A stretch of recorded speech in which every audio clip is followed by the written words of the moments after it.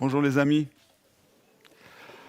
Alors, je ne sais pas si vous observez les messages que le Seigneur met sur nos cœurs depuis plusieurs semaines et même depuis plusieurs mois. Et je vois que semaine après semaine, en fait, le Seigneur nous bouscule. Il nous parle. Et pourtant, je pense que nous ne prenons pas la mesure de la situation de notre pays, de notre monde, en tout cas au point de vue spirituel. Notre pays est en crise.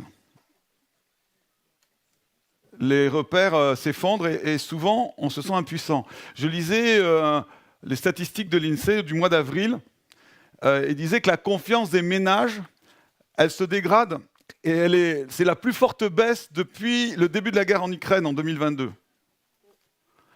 Et dans nos vies personnelles, dans nos familles, dans nos églises, en fait, nous vivons des situations parfois dramatiques. Et dans de tels moments, on peut se poser la question, mais qu'est-ce qu'on doit faire? Est-ce qu'on reste passif et on attend que ça se passe? On fait le dos rond? Ou alors on anesthésie notre cœur par le divertissement ou l'indifférence? Ou bien alors on décide d'écouter ce que Dieu a à nous dire? Et c'est dans de tels moments que le prophète Joël a été suscité, je crois, pour des temps semblables. Il décrit une invasion de sauterelles, ou plutôt un ennemi qui ravage tout. Mais au lieu du désespoir qu'on pourrait avoir et que nous-mêmes, devant les situations qui nous entourent, on pourrait avoir, eh bien, il sonne l'alarme. Et il a fait un appel. Revenez à moi de tout votre cœur. Et c'est le message que le Seigneur met sur mon cœur ce matin. Et d'où mon titre un peu cash ce matin, se réveiller ou mourir. Parce que toutes les églises ont eu leur temps de gloire. Mais il y en a aussi qui se sont éteintes. Est-ce qu'on veut que notre église s'éteigne? Alors lisons Joël. Joël, prophète Joël. Voilà, après Daniel, Osée, vous avez le prophète Joël. On peut lire le verset 1, chapitre 1, verset 1 à 4. Parole de l'Éternel qui fut adressée à Joël, fils de Pethuel. Écoutez ceci, vous les anciens. Prêtez l'oreille, vous tous habitants du pays. Cela s'est passé de votre temps, ou même du temps de vos pères. Racontez à vos fils et que vos fils le racontent à leurs fils et leurs fils à la génération suivante. Ce qu'a laissé la chenille, la sauterelle l'a dévoré. Ce qu'a laissé la sauterelle, le grillon l'a dévoré. Ce qu'a laissé le grillon, le criquet l'a dévoré. Et puis, vous pourrez lire, restez avec la parole si vous l'avez sous les yeux, sur vos smartphones ou sur vos Bibles, j'espère en Bible en papier. Vous verrez les catégories auxquelles il s'adresse. Chapitre 2, verset 1. « Sonnez du cor en Sion, lancez une clameur sur ma montagne sainte, que tous les habitants du pays frémissent, car le jour de l'Éternel vient, car il est proche, jour de ténèbres et d'obscurité, jour de nuée et de brouillard. Il vient comme l'aurore déployée sur les montagnes. Voici un peuple nombreux et puissant, tel qu'il n'y en a jamais eu, tel qu'il n'y en aura jamais dans les générations à venir. » Et puis on peut lire à partir du verset 11, toujours au chapitre 2. Mais vous pourrez aussi lire la suite et je vais en parler. Verset 11. « L'Éternel donne de la voix devant son armée et son camp est immense et l'exécuteur de sa parole est puissant. Car le jour de l'Éternel est grand, il est très redoutable. Qui pourra le supporter ? Maintenant encore, oracle de l'Éternel, revenez à moi de tout votre cœur, avec des jeûnes, avec des pleurs et des lamentations. Déchirez vos cœurs et non vos vêtements. Revenez à l'Éternel, votre Dieu, car il fait grâce, il est compatissant, lent à la colère et riche en bienveillance, et il regrette le malheur qu'il envoie. Qui sait s'il ne reviendra pas et n'aura pas de regret, et qui ne laissera pas derrière lui et qui ne laissera pas derrière lui la bénédiction, les offrandes et les libations pour l'Éternel, votre Dieu. Sonnez du corps en Sion, consacrez un jeûne, proclamez une cérémonie, réunissez le peuple, formez une sainte assemblée, rassemblez les anciens, réunissez les enfants et même les nourrissons à la mamelle, que l'épouse sorte de sa chambre et l'épouse de sa tente et qu'entre le portique et l'autel pleurent les sacrificateurs, ceux qui sont au service de l'Éternel, et qu'ils disent: l'Éternel, épargne ton peuple, Éternel, épargne ton peuple, ne livre pas ton héritage au déshonneur, pour qu'il soit la fable des nations. Pourquoi dirait-on parmi les peuples: où est leur Dieu? Amen. Un texte quand même solennel. Mon premier point, c'est que Joël commence par un appel à la mémoire. Au verset 2 et 3, il souligne la nécessité de transmettre les crises et les défis du passé aux générations suivantes. Il dit: souvenez-vous les anciens, souvenez-vous, racontez-les à vos fils et vos filles et les fils de vos filles. Pourquoi? Pourquoi dit-il ça? Parce que les mêmes causes produisent les mêmes conséquences, les amis. Si nous ne tenons pas compte de l'histoire, si nous ne tenons pas compte de ce que nous avons fait dans le passé, nous sommes condamnés à reproduire les mêmes erreurs. Parfois, il y a des situations, on voit des gens, mais tu dis: mais comment peuvent-ils? Ils ont fait ça une fois, ils recommencent, mais réfléchis. Proverbe 26, 11 emploie une image très, très parlante, même, j'allais dire, répugnante, pour montrer l'absurdité de celui qui répète sans cesse les mêmes erreurs. Sans jamais apprendre de ses expériences passées, il dira dans Proverbe 26, 11, « Comme un chien retourne à son vomi, ainsi un insensé revient de sa folie. » Le chien retourne à ce qu'il a rendu malade. L'insensé retourne à ce qu'il a déjà fait chuter. Nous devons apprendre de nos erreurs, les amis, ou nous sommes condamnés à les refaire. Un autre proverbe dit, Proverbe 27, 22, il souligne notre incapacité à apprendre. On a la tête dure. Je parle pour moi aussi. L'image est forte. Il dit, quand tu pileras l'insensé dans le mortier avec du grain, sa folie ne se séparera pas de lui. En d'autres termes, même avec des moyens extrêmes, le pilonnage, on ne fait pas sortir la folie de l'insensé. Quel endurcissement! Il y a des chrétiens qui sont bornés. C'est pas vrai? Et nous aussi, des fois, on est têtus, hein? Vous n'êtes pas têtus, vous? C'est moi qui ai raison, pas toi. Moi j'ai raison, toi t'as tort. Même dans le couple, hein? Combien de pilonnage? Et Paul, il dit ça dans Corinthiens. Il prend l'exemple de ce qui s'est passé avec le peuple d'Israël. Ils ont traversé la mer. Dieu a ouvert la mer devant eux. Ils ont été nourris dans le désert. Ils ont bu l'eau du rocher. Et pourtant, ils sont morts dans le désert. Il dira ceci, ce sont là des exemples pour que nous n'ayons pas de mauvais désirs comme eux, pour que nous ne soyons pas idolâtres comme eux, que nous ne livrons pas à la débauche comme certains s'y livrèrent et 23 000 tombèrent en un seul jour. Nous ne voulons pas tenter le Seigneur ni murmurer comme certains murmurèrent, qui périrent par l'exterminateur. Ces choses sont arrivées à titre d'exemple et elles furent écrites pour nous avertir à nous qui sommes à la fin des siècles. Et dans le chapitre 1er, on n'a pas lu les versets qui suivent, mais il interpelle 5 catégories de personnes. Il appelle à témoin ce peuple qui a vécu justement si souvent ces invasions de sauterelles, qui étaient souvent récurrentes, peut-être toutes les 10 ans, il y avait des invasions comme ça, et ça ravageait tout. Et il dit aux anciens, il dit, vous êtes invités à transmettre le souvenir et raconter l'histoire à ces générations. Et puis, il s'adresse à tous les habitants du pays parce que tout le monde est concerné par ce fléau. Parce que ça faisait pas de différence. Il n'y avait pas un champ qui était épargné. Tout le monde était touché. Et puis, il parle aux ivrognes aussi, au verset 5. Il dit, mais ils ne réalisent pas la gravité de la situation, ces ivrognes-là. Parce que c'est comme au temps de Noé. Ils mangeaient, buvaient, car demain nous mourrons. Et le déluge, ils sont là, le déluge va arriver, et ils ne sont pas prêts.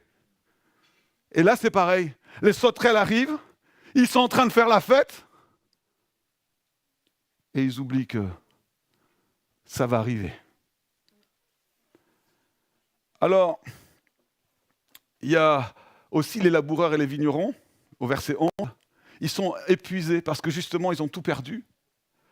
Parce que la moisson est perdue, parce que la vigne et les figuiers sont desséchés. On pense à tous ces agriculteurs qui, encore aujourd'hui dans notre pays, parfois lorsqu'il y a des grêles ou lorsqu'il y a des sécheresses, ou même dans certains pays du Sud où maintenant plus rien ne pousse. C'est même plus... Avant, on pouvait encore avec des ONG ramener des semailles, etc. Mais maintenant, ça ne sert à rien. Même ce qu'on ramène, ça sèche, c'est brûlé à cause du dérèglement climatique. Et là, non seulement c'est détruit, mais la joie aussi. La Bible dit la joie des humains aussi périt. C'est-à-dire les gens sont moroses aujourd'hui, n'est-ce pas? Ils sont tristes. Moi, vous savez ce qui a touché hier au mariage de Niela et Jonathan? C'était la joie sur le visage des mariés. Un monsieur qui était pas chrétien en tout cas, il m'a dit, mais ce qui m'a touché, c'était un voisin. C'est pas les chants, parce que les chants, je suis habitué, je les entends des fois chanter. Mais c'était la joie. Illuminé de la joie. Ça, c'est une valeur tellement précieuse aujourd'hui. Vous regardez les gens dans le métro, dites-moi s'il y a des gens qui ont un visage qui est rempli de joie. Il n'y en a pas beaucoup, hein. Ou alors il faut vraiment qu'ils aient beaucoup bu d'alcool. Et les sacrificateurs, ils se lamentent. Ils sont dans le deuil parce que les offrandes et libations manquent dans la maison de l'Éternel. Ce sont les responsables spirituels, sont les leaders. Et le prophète les interpelle. Appelez au secours, car le jour de l'Éternel est proche, il arrive. Alors, quand vous lisez le chapitre 2, vous voyez enfin plutôt le chapitre 1, vous voyez la description de cette invasion qui est terrible. Les semences sont perdues, les greniers sont vides, c'est la famine, le blé est épuisé. Bon, aujourd'hui, ce n'est pas le blé, mais c'est nos réservoirs qui sont épuisés. Même le verset 18 dit, même les bêtes, elles se mettent à gémir. Même le règne animal est affecté par la désobéissance des hommes de l'époque.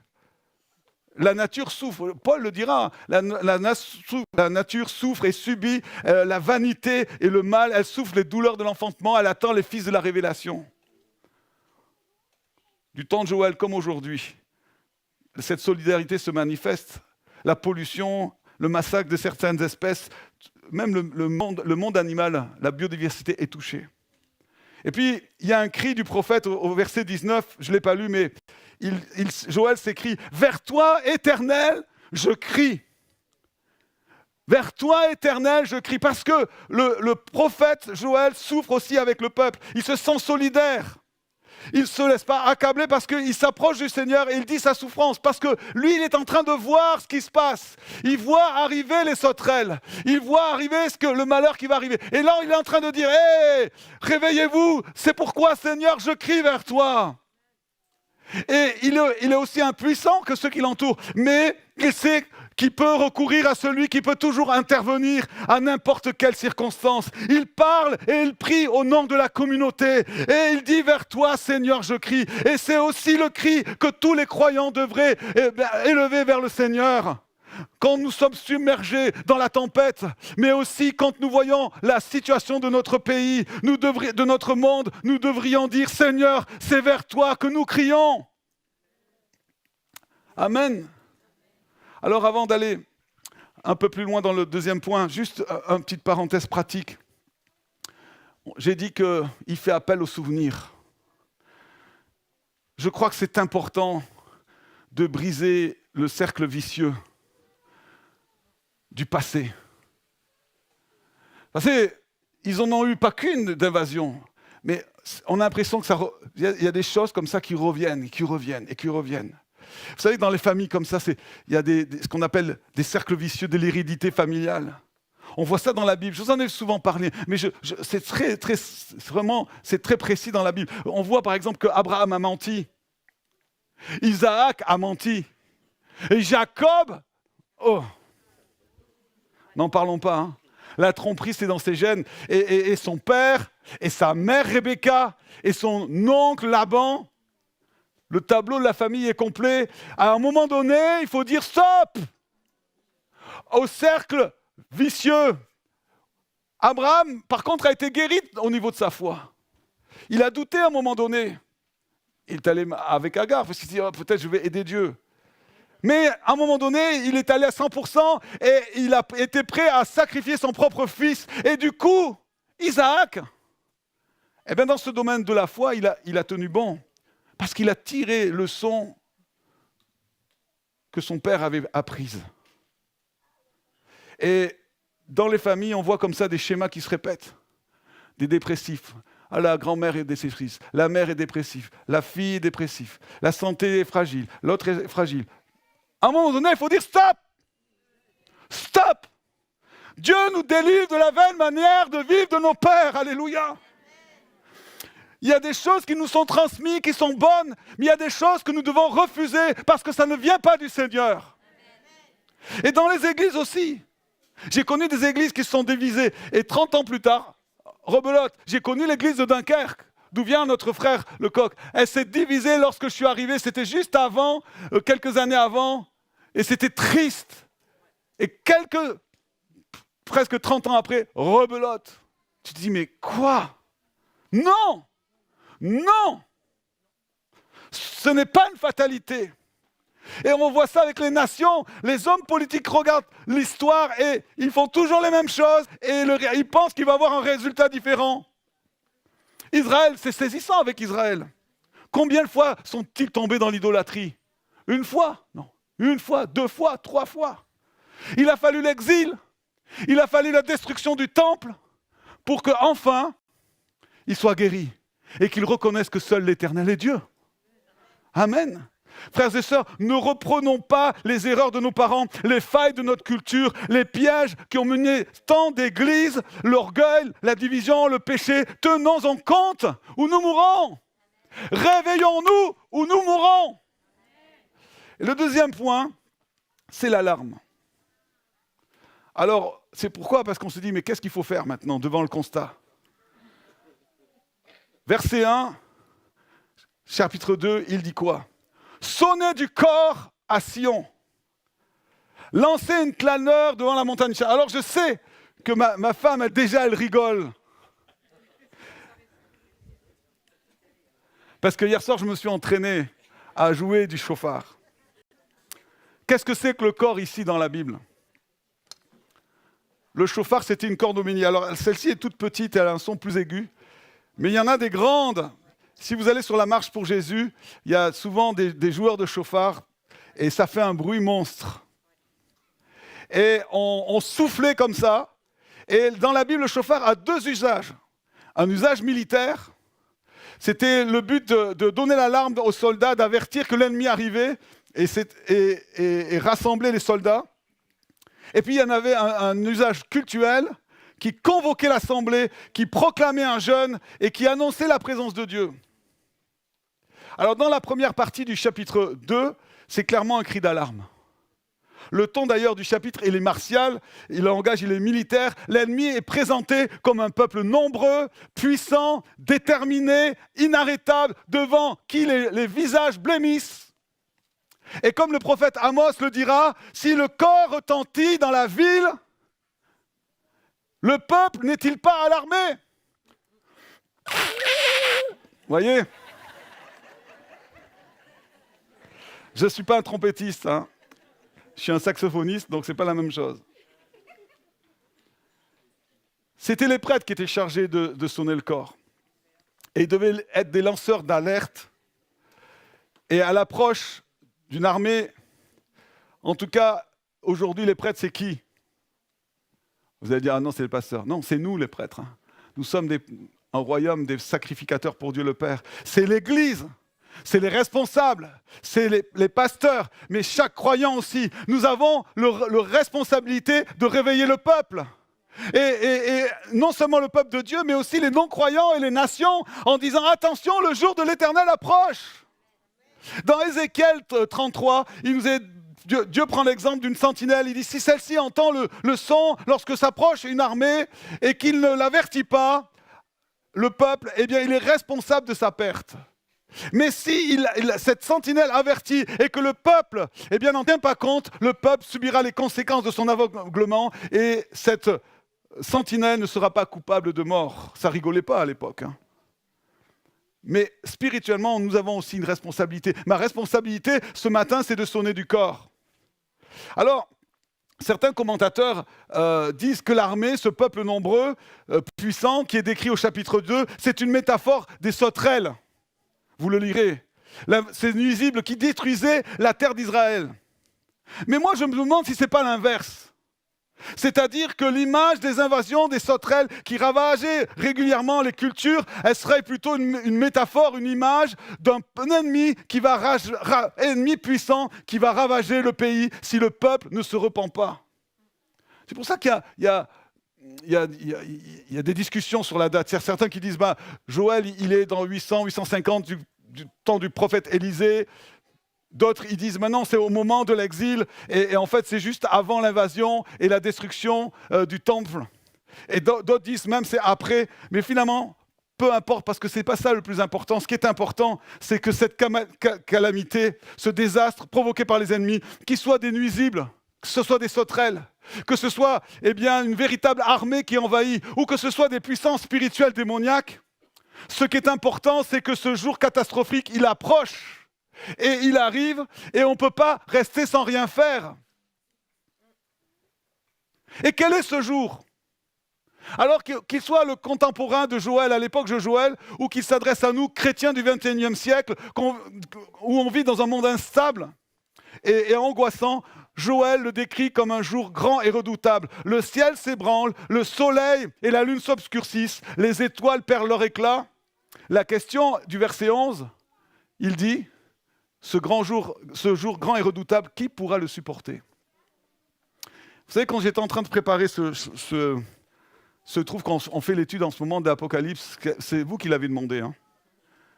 Et on était au chapitre 6 où Jean décrit les sceaux qui vont être ouverts, qui libèrent les fléaux. On connaît ça, même les non-croyants, ils connaissent les 4 cavaliers de l'Apocalypse. Hein. Le blanc, esprit de conquête, domination. Le roux, la guerre. Le noir, la famine. Et le verdâtre, la mort. Puis le 5e sceau, la persécution des martyrs. Et ensuite, le 6e qui parle de la lune qui devient sang et les étoiles qui tombent de la terre. C'est le commencement de la fin, c'est le commencement des douleurs. Et au verset 17, il termine le chapitre 6 et il déclare, comme un écho à Joël, « Car le grand jour de leur colère est venu, qui pourra subsister ?» Qui pourra subsister ? Donc le même schéma que dans le livre Joël, le jour grand et redoutable, qui pourra le supporter ? Vous suivez ? Frères et sœurs, on est plus proche des temps de la fin que jamais. Et pour moi, ce ne sont pas juste des sauterelles. Tout ce ravage, toute cette violence, toute cette mort qui est produite dans le monde, finalement, c'est l'esprit de l'Antichrist qui se manifeste de génération en génération. Et aujourd'hui, l'Église a un rôle de sentinelle dans notre pays. Elle a un rôle de lanceur d'alerte. C'est un rôle prophétique. Elle doit discerner le temps et élever la voix dans un monde qui s'endort, qui se trompe ou qui se cache. Sauf que nous, on est pris parfois par ce même étourdissement. L'Église, elle sonne du corps face à une société qui s'accélère et qui perd son sens. Elle dit à l'homme que l'homme ne se résume pas à produire, à consommer, à se divertir, mais il est appelé à connaître Dieu. Elle sonne du corps face à la confusion morale. Elle rappelle que la vérité, elle n'est pas relative, qu'il y a un mal et qu'il y a un bien et qui ne se redéfinit pas selon les époques, mais dont la source se trouve en Dieu. Elle sonne du corps face à l'individualisme croissant. Elle proclame que nous ne sommes pas faits pour vivre centrés sur nous-mêmes, mais qu'on est appelés à vivre ensemble, à aimer, à servir, à porter les fardeaux.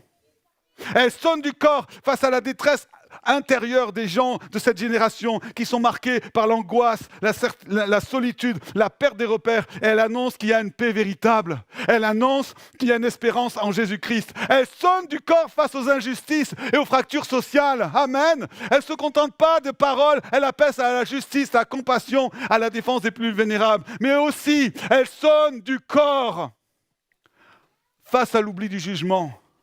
Et elle rappelle avec amour et avec vérité, le jour de l'Éternel vient. Non pas pour condamner sans appel, mais pour inviter encore aujourd'hui à revenir à Dieu. C'est ce que je dis. Si vous ne vous repentez pas aujourd'hui, cela vous arrivera, dira Jésus. Pendant qu'il est temps, aujourd'hui, si tu entends sa voix, ne le résiste pas, mais reviens au Seigneur. Reviens au Seigneur. L'Église est appelée à pas suivre le bruit du monde, mais à faire retentir un autre son. Un son qui réveille, un son qui avertit, un son qui appelle à la vie et au retour à Dieu. Parce que Dieu, il est lent à la colère et riche en bonté. Mais la question, est-ce que nous entendons le son du corps ? Ou est-ce que nous sommes aussi sourds que ceux qui n'ont pas de foi ? Alors le cœur de mon message, c'est le troisième point, c'est l'action. On a vu la situation, se souvenir ce qui s'est passé dans le passé. On a vu qu'il y avait un son d'alarme à faire, mais il y a un appel.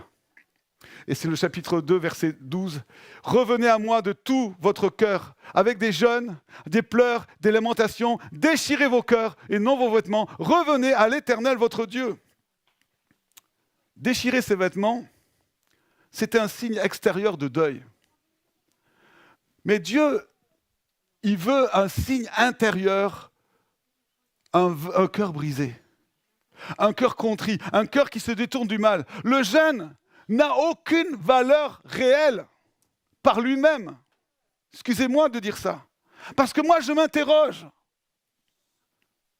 Peut-on jeûner 3 jours, 1 semaine, et sortir avec la même rancœur, la même colère, le même mépris envers son conjoint, envers son voisin, envers son frère dans la foi? À quoi jeûner? Les musulmans font le ramadan. Les hindouistes font le vrata. Les bouddhistes jeûnent aussi. Même les non-croyants font des jeûnes détox.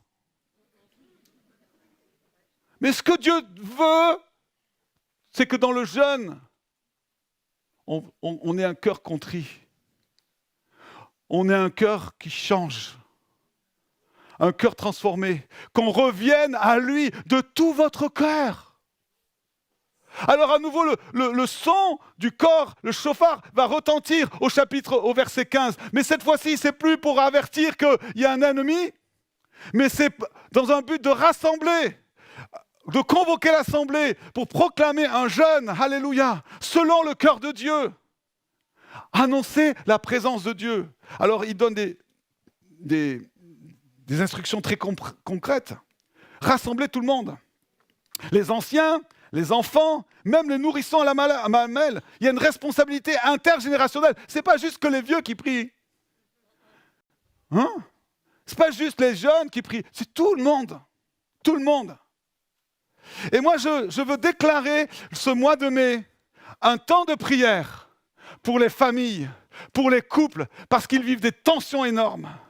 Pour nos ados, pour nos enfants qui subissent la pression sociale sans précédent, le diktat numérique, l'harcèlement au niveau de l'école, les philosophies woke, et parfois même ils subissent le stress des parents.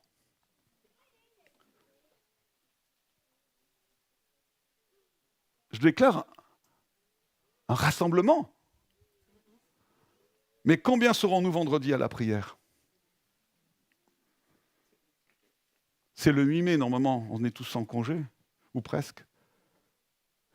Et tous ceux qui vont suivre, que tout le mois de mai, on puisse prier pour les familles, les ados, les jeunes, les aînés. Prendre conscience de l'urgence.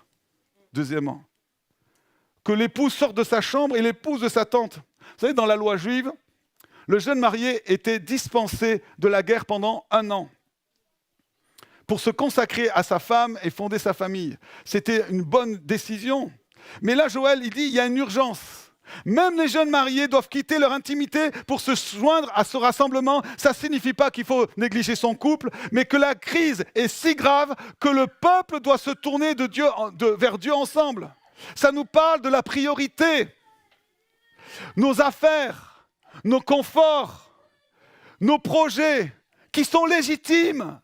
Amen. Nous, on veut bénir les familles, on veut que les familles soient fortes, on veut que les gens réussissent dans leur travail, on veut les encourager. Mais il y a un moment donné où Dieu dit, rassemblez-vous, cherchez ma face et intercédez pour le pays. Alors, il termine en disant, il faut mobiliser les leaders. Le verset 17 invite les prêtres, ceux qui servent à l'autel, à pleurer entre le portique et l'autel. Qu'est-ce que ça signifie ? Dans le temple de Jérusalem, il y était un parvis extérieur qui s'appelait le portique. Et puis, il y avait la cour des prêtres, et puis il y avait l'autel des holocaustes. Se mettre entre le portique et l'autel, c'était se tenir à l'entrée du sanctuaire.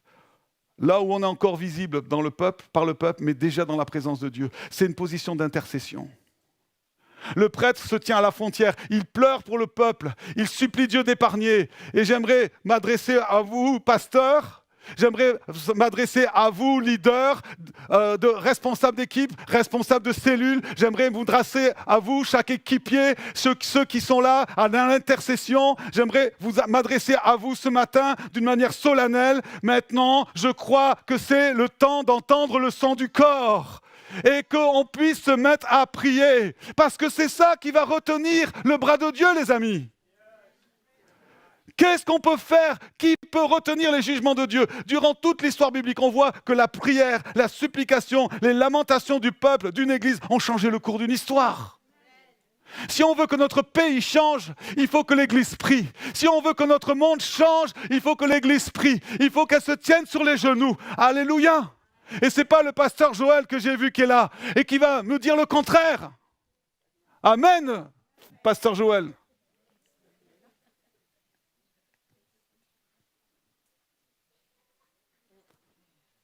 Joël 2, 17, l'Éternel, épargne ton peuple, ne le livre pas ton héritage à l'opprobre, afin qu'on ne dise pas parmi les nations où est leur Dieu.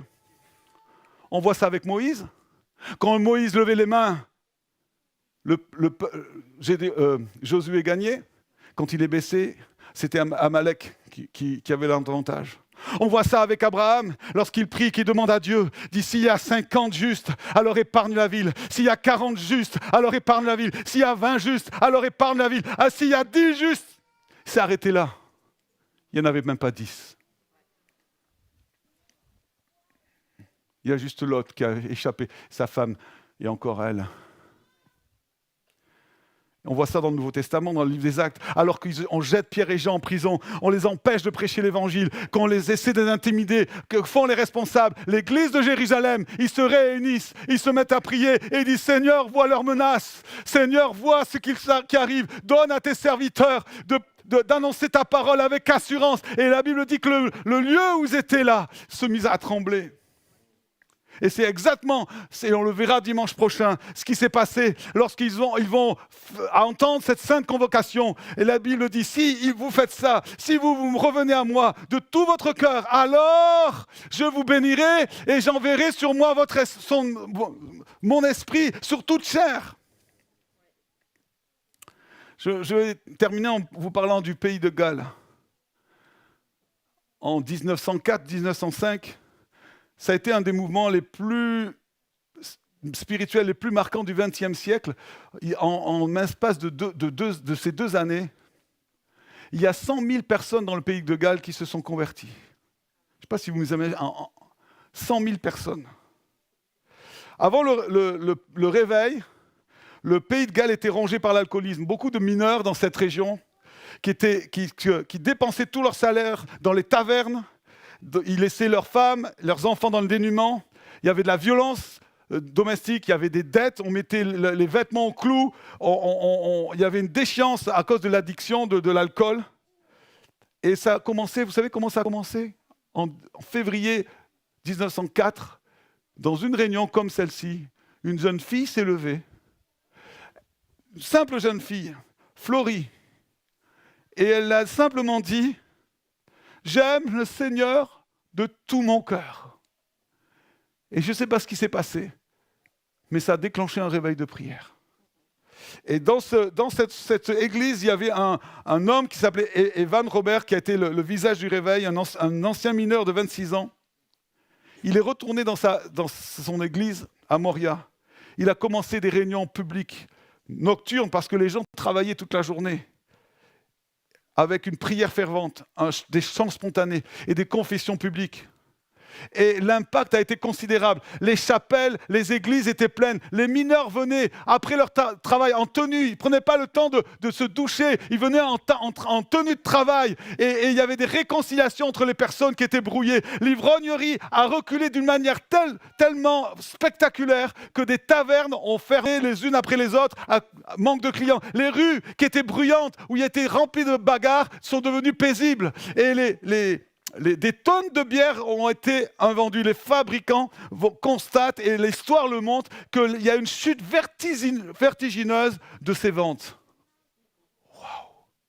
C'était pas parce qu'on leur avait dit il ne faut pas boire, c'est qu'ils étaient tellement remplis de Dieu qu'ils n'avaient plus besoin de trouver autre chose. Parce que l'espérance est plus forte que l'ivresse. Et cet argent servait là maintenant à nourrir les familles, à payer les dettes, à racheter des vêtements qui ont été mis au clou. Et le réveil, elle n'a pas été seulement spirituelle, mais elle a eu un impact sur le pays lui-même. Et il a été aussi à l'origine de tous les autres réveils. Parce que du pays de Galles est venu un réveil particulier en Inde, en Corée et au fameux Los Angeles de Aziza Street, où a commencé les gens qui ont parlé en langue. Donc nous sommes au bénéfice de ce réveil du pays de Galles. Alors le même cri devrait être crié ce matin. Éternel, épargne ton peuple. Nous ne voulons pas que notre pays devienne une fable et que les gens se moquent en disant « Ah, c'est ça les chrétiens !» Oh, ils sont nombreux là, ils grandissent, mais quel impact, ils sont impuissants, leur Dieu n'existe pas. Nous voulons voir une transformation, frères et sœurs de notre pays. On peut se dire, de toute manière, moi je suis sauvé, j'en ai rien à faire. Mais nous aurons des comptes à rendre. Frères et sœurs, le chauffard sonne, l'alarme est donnée et on ne peut pas rester endormi, à scroller sur nos écrans, à avoir une agitation. Dieu nous appelle à déchirer nos cœurs ce matin, en dire « Écoute, Seigneur, pardonne-moi. Rends-moi sensible à ta voix. Seigneur, je veux entendre le son pour me rassembler avec mes frères. Et pas seulement pour un temps, mais pour que nos vies soient changées, pour que nos églises retrouvent leur ferveur et pour que notre pays soit béni. On ne va pas reproduire les erreurs du passé. L'Église a vécu des bons moments, n'est-ce pas? Ceux qui sont anciens, ils peuvent le témoigner. Je vois maman Rosalie qui est au fond. Tu peux témoigner que l'Église a vécu des temps de rafraîchissement. Mais on veut plus. On veut des temps où non seulement l'Église est transformée, mais que ça a un impact sur notre ville et notre pays. Amen. Pour la première fois depuis 60 ans, nous allons avoir un stand au Forum des associations. On sort du boisseau. C'est le temps maintenant de sortir du boisseau, que les gens sachent que dans cette ville, il y a des chrétiens fervents qui rayonnent sans faire de prosélytisme. Il n'y a pas besoin, lorsque la présence de Dieu est en nous, là où nous sommes, nous la transportons avec. La joie, la paix est transportée parce que c'est le rôle de l'Église ce matin. Alors nous avons besoin de nous-mêmes revenir au Seigneur, de nous-mêmes dire Seigneur, nous crions vers toi, nous nous humilions, pardonne-nous de nous être endormis et viens à notre secours, réveille nos cœurs, nous revenons à toi Seigneur ce matin. Est-ce qu'on veut revenir au Seigneur ce matin? Alors Joël dit, alors quiconque invoquera le nom du Seigneur sera sauvé. Alors au milieu de nous, des hommes viendront dans cette église et ils rentreront, ils seront touchés par l'amour du Père parce qu'ils verront que la présence de Dieu est présente dans nos vies. Ce ne sera pas la ferveur d'un ou deux prédicateurs, d'un ou deux intercesseurs, d'un ou deux leaders, mais ce sera la ferveur de tout un peuple, d'un peuple de Dieu qui est là et animé de ce même amour, de cette même foi et qui dira, Seigneur, nous voulons plus de toi. Non pas d'une manière égoïste, mais parce que cet amour-là va se répandre partout autour de nous, parce que les gens ont besoin de voir cet amour et cette espérance qui est en nous. Alléluia. Alors venons Seigneur, je vais appeler l'équipe de louanges et j'aimerais qu'on ait un temps de prière et j'aimerais que ceux qui veulent ce matin dire Seigneur, je veux me réveiller. Je veux m'approcher de toi, je veux m'humilier ce matin. Seigneur, je reviens à toi de tout mon cœur. Et même si tu as 40 ans de vie chrétienne, tu es le bienvenu sur l'autel, parce que moi aussi je vais me mettre sur l'autel. Moi aussi je vais me mettre devant. Et j'espère que les pasteurs aussi se mettront devant. Et j'espère que les leaders aussi se mettront devant. Parce qu'on nous dit, Seigneur, on a besoin de toi. Alléluia. Alléluia. Alléluia. Je vais demander...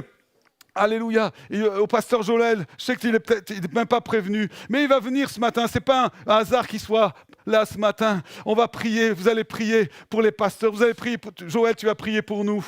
Amen.